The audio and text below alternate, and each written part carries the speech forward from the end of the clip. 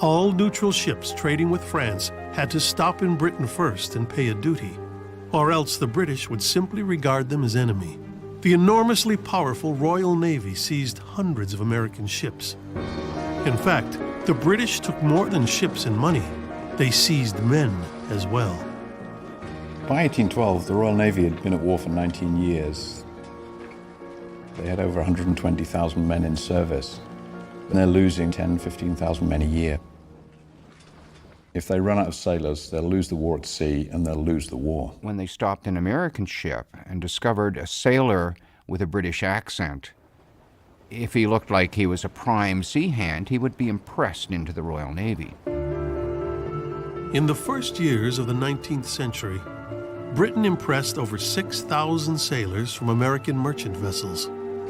Then, one June afternoon in 1807, just off the Virginia coast, the British ship Leopard demanded to board the U.S. Navy frigate Chesapeake, where 4 British deserters were serving in the crew. The Chesapeake refused. The British simply opened fire. They cannonaded the ship for 10 minutes, killing 3 sailors, wounding 18 more. The Chesapeake surrendered. The British came on board and took 4 men away.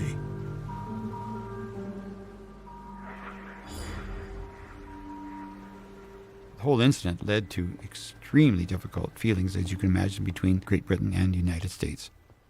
It was an example, perhaps the most egregious example, of this kind of high-handedness on the part of Great Britain that clearly the American public were not about to tolerate. The British in no way really threatened our independence. They did what great powers always do when they are at war. They ran roughshod over the rights of a second-rate neutral power. No war was declared in 1807, but British impressment and American resentment went on without stop. In 1810, a new breed was elected to Congress.